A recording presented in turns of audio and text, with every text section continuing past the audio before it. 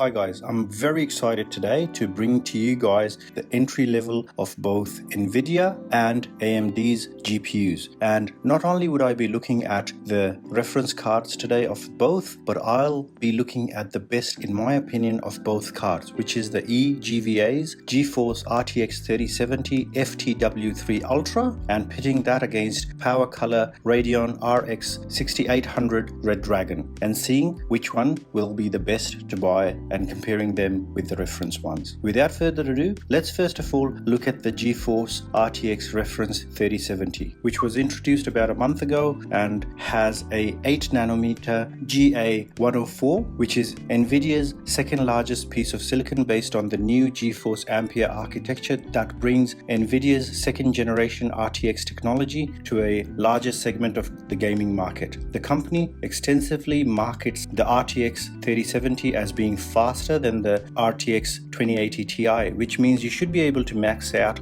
games at 2K with ray tracing on, as well as play 4K ultra high definition with fairly high settings, since those are the things that the RTX 2080 Ti was known for. The performance outlook of the RTX 3070 should also mean that the high refresh rate esport gaming at 2K and full HD is possible at a much lower price than what it would have taken for previous generations. Now, let's look at the EVGA GeForce RTX 3070 FTW3 Ultra, which is EVGA's most premium custom designed graphic card based on the reference RTX 3070 Ampere GPU. EVGA features a Mammoth CX3 cooling solution that's almost identical to the one they're using on their 3080 variant. It combines a custom PCB that has a VRAM solution fit for GPUs from a segment above. And interestingly, at the back it has a series of cutout to let the air flow from the fans through it. It comes with an impressive 1815 MHz factory overclocked compared to the 1725 that the reference one provides, and it's controlled and cooled by the CX3 cooler, which features a triple fan and a trio of thick copper heat pipes that pull all the heat from the copper base plate. Another perk with the FTW3 Ultra is the gorgeous RGB LED lighting that covers the card on top. If you're into that stuff, this card has a lot of RGB on it. You also get handy features such as ARGB and PWM fan headers, so you can sync your rig's cooling and lighting to that of the card. Now, this card has two 8-pin PCIe powered inputs, which should provide the card with plenty of power headroom. Now,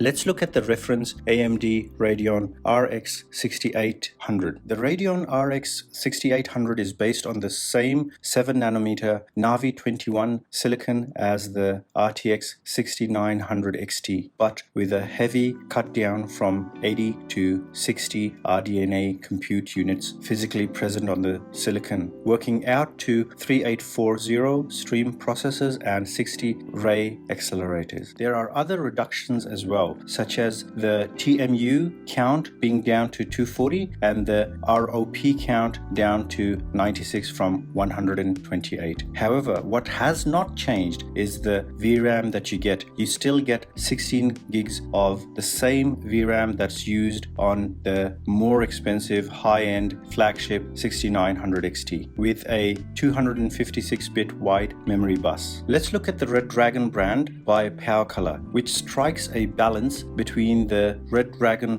branding and a vanilla reference design. The PowerColor Red Dragon RX 6800 can still be considered a premium custom designed product, even though it does not have the flagship Red Devil bells and whistles loaded on it. It still gives you a triple slot cooling solution that uses a large aluminium Finray heatsink, a triple fan setup with the idle fan stop, and an all metal shroud and black backplate that looks good in your case. The card is factory overclocked with its fast overclock BIOS running the card up to a whopping 2170 MHz boost boost versus the 2105 megahertz reference one, and a quieter BIOS that still runs it at 2140 megahertz, which is quite impressive. The card is currently out of stock everywhere. It's very hard to get one. I appreciate that with all these cards. However, this video you can later on use it to make up your mind whether to get these cards. Alright guys, now let's get into the graphs that I've made for you guys. So first of all, we've got the clock speeds. Now before I get into this, I would like to say I've done a lot of work into these tests and obviously spend time and money on this. So kindly, if you are interested, please do stay till the end so you get an informed decision about the video, and I do appreciate everyone who do stay to the end. Alright, without further ado, now you will see that the Ampere GPUs, they lag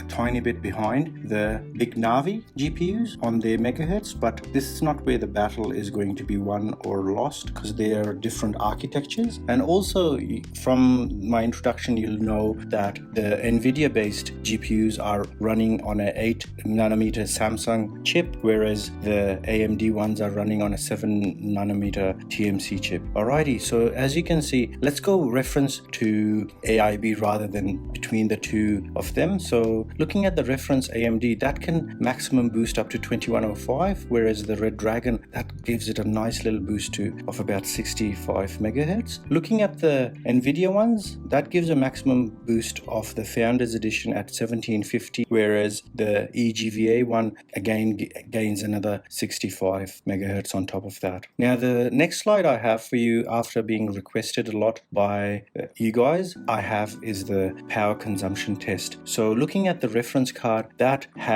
these are all averaged on gaming. Okay, these are not idle when the cards are sitting idle, because that's just silly. Like I'm not going to do that. This is the gaming and what I found. Okay, so starting off straight off, between the AMD ones, there's not much difference. There's about only 5 watt difference between when you're gaming. And looking at the NVIDIA lineup, there's not much either. However, it's very nice to see that the Ultra doesn't pull out a lot more power than the reference Founder Edition. It's a tiny bit less than even the reference AMD card, the RTX 6800. So if you look at the reference RX 6800, it's at 223 watts, whereas the Ultra from EVGA is only at 221. Now this is where it does differ quite a bit, is when they have a maximum watts. So what I was finding is when the cards are really being pushed and they just want that extra juice to push themselves. With the reference card, they didn't really jump more than 10 to 20, about 10 and 20 difference in watts. The reference AMD one was a lot more power efficient. However, when you went into the Red Dragon, that consumed the most power at peak, nearly 300 watts. Now, this next slide I have for you is also another thing that I've done different to my previous videos. A lot of you guys asked for it as well. So this is where I have played around with the fan noise and things like that. So at idle, when the computer's not using the GPU at all, so you'll have that on the 2 left columns, okay, and the 3 right columns are when I'm gaming. Okay, so straight off, looking at the idle temperature of the PowerColor, it's at 43 degrees, and in quiet mode it's a tiny bit higher, which didn't make sense. When you have the EVGA on the other hand, it's at 42 degrees, which is not much cooler than the Red Dragon. However, the EVGA version is a lot cooler when I've got the overclock mode on. It's at about 30 degrees. However, it does not have a fan off. It's always fan on, so that might be the reason. In the overclock version, it's about 30 decibels, the fan noise. Now let's move on to the gaming side of things. So when I'm gaming, when I was gaming, it was really interesting that when I had the PowerColor card at normal, it was at 61 degrees, which is quite cool, with only 32 decibels, and it had the fan RPM was only at 1097, which is quite nice. It's quite low. I think around 1500 is very, very nice. Anything above that, you kind of start noticing it a tiny bit. So moving on to the EGVA just as normal, it's at about 65, so it runs a tiny bit hotter, and as a result it'll be a tiny bit louder as well at 34 decibels, but you wouldn't be able to tell the difference when you're sitting and using them side by side. However, the fans were spinning a lot harder at 1780 RPMs. When I did overclock it to the overclock mode with the switch, the sound didn't increase much. The temperature was about the same, but the RPMs went to 1948, so quite audible as well, but still very comfortable. However, when you look at Red Dragon, that goes down to 30 and the RPMs really reduced to 839, whereas the temperature, as you would appreciate, would go a lot higher to 73 degrees, which was surprising for me. The quiet mode was very, very quiet. Now, the next slide I have for you guys is looking at Metro Exodus, the gaming, and I've set it at max settings for 2K and 4K gaming. Looking at 4K first, the Red Dragon takes the crown from all of them, and if you're especially looking at the Red Dragon versus the reference 3070 Founders Edition, that's about 7 frame increase and still a nice 3 frame increase on the Ultra. Moving on to 2K, this is where the AMD cards really shine. They have even the reference RX 6800 beats the Ultra by about 5 frames. Okay, the next game that I've tested was Borderlands 3, again at max settings for 4K and 2K. At 4K, it's about the same. However, I would say the crown goes to Ultra as it beats the AMD versions by about 3 frames per second. But it was a bit disappointing to see the Red Dragon not even improve on the reference card, being both of them 52. When we do move from 4K to 2K, I do see an improvement in the Red Dragon where it flips the boards. By a margin of error, it's slightly improved on the Ultra. So the Ultra in Borderlands at 4K is better than the Red Dragon, but at 2K they're about the same. The next game we'll be looking at is Death Stranding at maximum settings. All of these are at maximum settings. Looking at 4K, this is where I felt like the AMD cards did really well. Although having said that, there's not much between the Red Dragon and the reference RX 6800. There was just 1 frame, that's margin of error, and the same can be said about the reference 3070 and the Ultra. However, when you look at both the AIB cards, the Red Dragon has the Ultra beat by a good 6 frames per second, which is really nice, especially at this low end. Looking at 2K, there's not much in the cards. The reference 3070 does fall behind a little bit from the crowd, but the rest of them, they're about the same. Red Dragon wins the crown. However, again, it's on par with the RX 6800. Next game I'll be looking at is Assassin's Creed Odyssey. Max settings at 4K, you have again all the cards nearly the same, but the Red Dragon pulling ahead by about 3 frames on the reference 3070 and 2 frames on the Ultra. So not too much in them. However, when you move to 2K, surprisingly the Red Dragon really pulls out ahead by about 11 frames on the Ultra and about 13 frames on the reference card, which was really nice and surprising to see. And the next slide I have for you guys is for the game Battlefield 5, and that at 4K, to my surprise, the AMD cards did really well in this test. There was a difference of about 15 frames, more than 15 frames on both the cards, but between both the cards there wasn't much. What I meant by this is between the reference card and the AIB card there wasn't much. If you look at the reference 3070 and the Ultra, there was just 1 frame margin of error, and the same thing can be said about the AMD RX 6800 and the Red Dragon, there was just 1 frame. But when you move to 2K, that's where you see a big difference in the Red Dragon. So if you had a Red Dragon gaming at 2K with the RTX reference or even the Ultra, you'd feel the difference. It's about 176 frames when compared to the 140, and even when you compare it to the reference card, it's a lot better. Okay, the next game we'll be looking at is Civilization 6,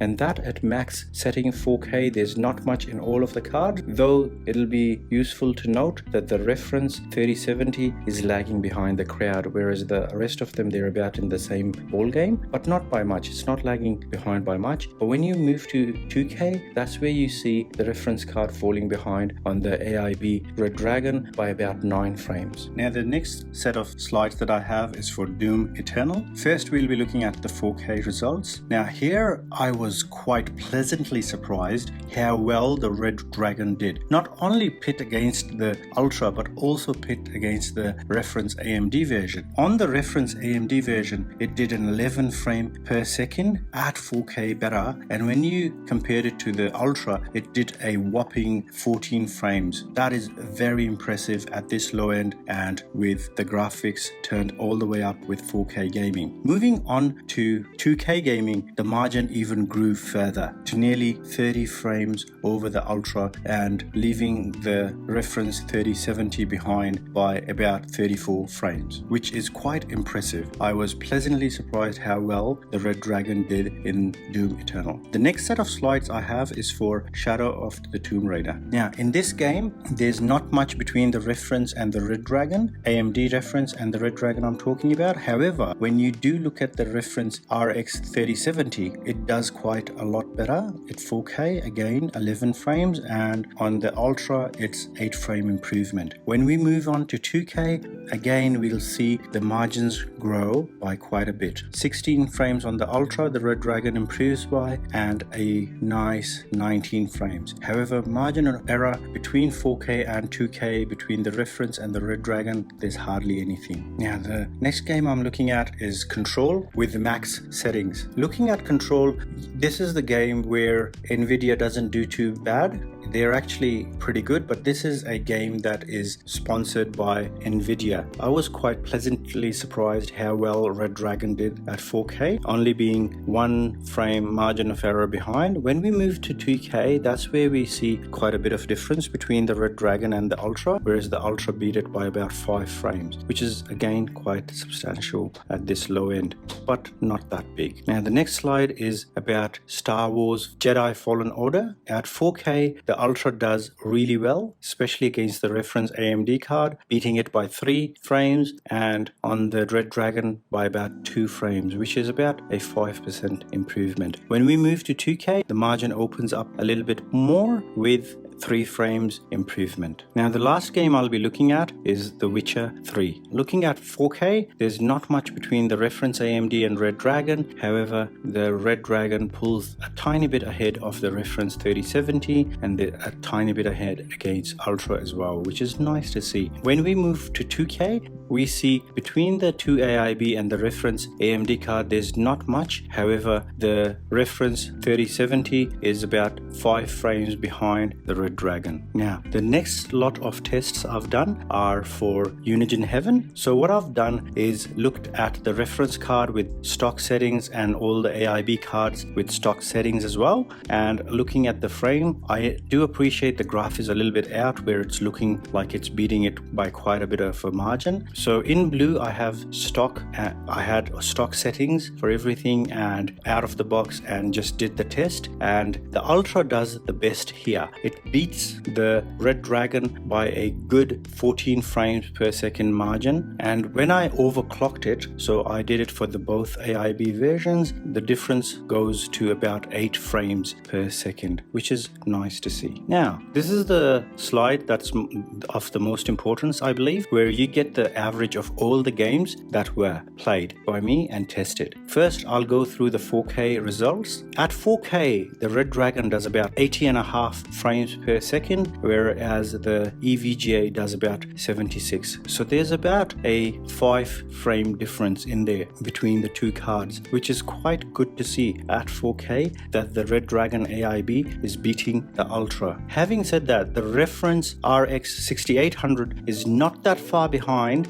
the Red Dragon, and it still beats both the reference Founders Editions 3070 and the Ultra 3070 as well. Moving to 2K average, here we see a frame rate of 137 at the highest, and the Red Dragon achieved that, and it beats the Ultra by nearly 10 frames, which is really good to see. The Ultra does outperform the Founders Edition 3070, however lags behind the RX 6800. Please be mindful, none of these games had DLSS 2.0 or ray tracing turned on, which is, I believe, where the Nvidia graphic card would shine. The next set of slides are to do with the MSRP, what it should be sold at, and also the real world pricing. Now, looking at MSRP first of all, what I've done is I've put for reference a Gigabyte RX 5700 XT gaming overclock version, which MSRP'd at $559 before everything went crazy. The RX 6800 here should MSRP now with the strong stronger dollar, Australian dollar, at $7.49, the Red Dragon at $9.49. The Founders Edition has made itself a bit cheaper, so the RTX 3070 is at $6.49. That's about $100 off the reference RX 6800, and the EVGA Ultra is at about $874. $874 is about $75 less than the Red Dragon. Now let's go to real world pricing, where I didn't find any of these in stock, but some websites offered them with a pre-order and things like that, and how much they're going for right now. This is where we see a price jump. The Red Dragon goes to a ridiculous $1531, and I believe the reasoning for that is, one, there's a high demand for AMD CPUs and GPUs, and also it's got 16 gig of VRAM. So at this low level, it has double the VRAM of the Ultra and a faster VRAM as well. The Ultra goes for $1219, which is not that impressive either. The Founders Edition goes for just over $1,000, and so does the reference AMD one. Now this is where it's interesting. If you look at the Gigabyte RX 5700 XT, that has nearly doubled in Australia at $961. That is just crazy. Let's see what this means for us in the real world. So starting off, the reference card at MSRP would cost you about $5.61 for per frame performance, whereas the Red Dragon would cost nearly $7. The reference 3070 Founders Edition would only cost $5.23, and the Ultra would cost $681. So the gap between the reference 3070 and the Ultra AIB is bigger than the reference RX 6800 and the Red Dragon version. Now let's move on to real world costing per frame at 2K gaming. This is where we see the RX 6800 being the best of the lot at $8.24. Then comes the Founders Edition RTX 3070 at $8.47. The EVGA is $1 more expensive per frame at $9.50, and then at a whopping $11.16, which is nearly the cost per frame of a nice RX 6800 XT graphic card, which doesn't make sense. All right, now let's move on to 2K gaming and how much that will cost you. So looking at 2K MSRP, we have $9.55, and the RTX 3070 Founders Edition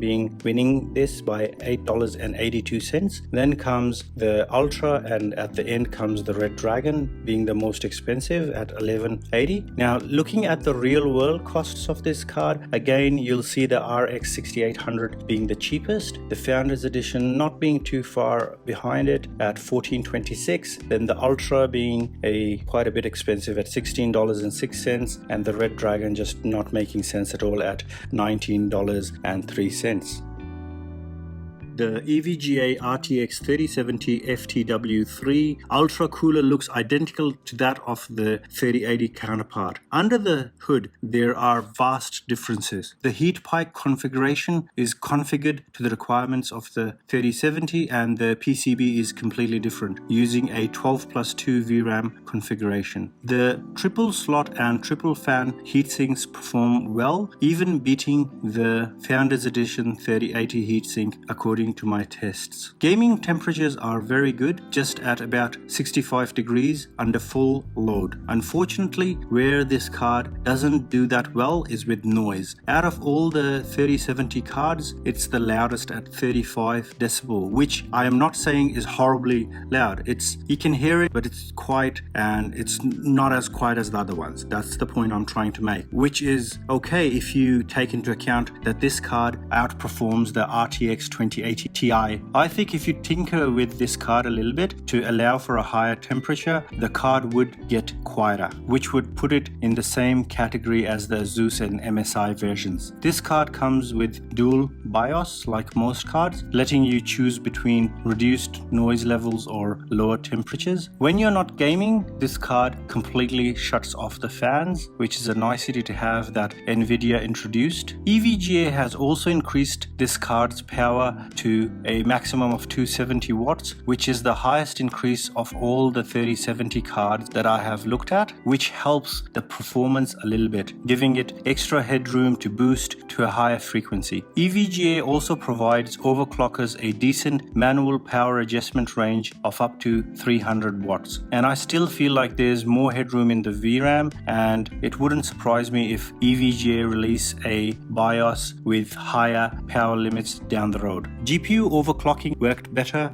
than all the other 3070s, and this is due to the fact that this card can draw out more power. Memory overclocking was quite impressive as well, where I reached to around 2100 MHz from the default 1750 MHz. Let's look at the other card that we looked at today, which is the PowerColor Radeon. This card's thermal heatsink is not as big as something that the Asus Strix might offer you, but I feel like that's okay, as it's not too temperature focused. With 62 degrees, 62 degree average, the Radeon card runs quite cool, and it's at a low 32 decibels, which is quiet. And it's so quiet that it's quieter than the reference AMD card and cooler, which I think is the key achievement for this card. The reference 3070 Founders Edition is a tiny bit quieter than this card, and this card comes with a dual BIOS feature, again like most cards, and you can easily adjust the fan settings to a fan curve that is less aggressive, where you get about 31 decibels with 72 degrees, which is still quite okay. Most people will like to use this card with a quiet BIOS at most time, because there's effectively no difference between 62 to 72 degrees, but you'll notice lower noise levels when playing games, especially when the fan is only doing about 800 RPMs, which I showed in the tests. That is very impressive. A thing to note here though is that the quiet BIOS has some fan speed overshoot, which means the fans will come more noticeable in game that change their GPU load patterns quickly. Just like the AMD reference design, the fan stops at idle, so if you're not using the card, it'll just stop the fan altogether. Let's go through 5 things that I liked and 5 things that I hated about both cards. Starting with the EVGA version, the 5 things that I absolutely liked about this card is, first of all, it's quite perfect for 2K gaming with ray tracing on. However, I would like it to be around the 90 frames per second, which makes it redundant for me. It offers you the second generation hardware support for ray tracing and DLSS. It has adjustable RGB lighting, and with some manual tinkering you can boost it up to 300 watts, and it's factory overclocked. The 5 bad things about it is the VRAM. It's 8. In this day and age, most of the games require over 8 VRAM, especially if you're pitting it against a RX 6800, which has twice VRAM that this guy is offering you. The card is also a little bit noisy, and with some problems it runs into power limit all the time for myself. Considering all these things, I think the price is the lowest, but it should be even lower than this. This card isn't that great at overclocking due to that power limit. Now, let's get into the 5 things that I love about the Radeon. First and foremost, it's faster than the RTX 2080 Ti and the RTX 3070. It has lower temperatures. It has 16 gig of VRAM, 7 nanometer chip, hardware, accelerated ray tracing, and lower temperatures. The 5 things that I absolutely did not like about this is, obviously, for both of them there's no stock available, and the price being a lot higher than the MSRP. Ray tracing performance loss is bigger than Nvidia. Overclocking the memory is limited, and the problem with overshot fan speed on quiet BIOS. Now, this is my verdict. The people who want to have games that don't have too much reliance on visual rather than performance should definitely go for the PowerColor any day. The Radeon really does well. It gives you a lot more frames and it performs a lot better than the Nvidia counterpart. However, looking at the price right now in the market, it is out of reach for everyone. If you can get your hands on both of these cards at the real world pricing that I'm finding it at, then you should consider the EVGA. People who love the RGBs and love ray tracing and DLSS support, they should consider the 3070. However, Between them, I think you'll find that the Red Dragon will give you longevity with its 16 gig of RAM. Nvidia has really handicapped their 3070 lineup with just 8 gig of VRAM. They should have at least let it have 10 gigs, which would have been really nice to see. Alright guys, that's basically it from me. I hope you enjoyed this lengthy look at both the graphic cards. It's not only a look at the 3070 versus the 6800, but also the best AIBs of both. The EVGA is a Nvidia exclusive partner, whereas PowerColor is a AMD exclusive partner, and both these cards are really good for those versions. If you did like it, please do comment and let me know what your thoughts were. Like and subscribe. You can also follow us on Twitter, Instagram and Patreon. I would also like to get your opinion on the AIB versus the reference, what you thought about these. Please let me know in the comments. Take care. Bye bye.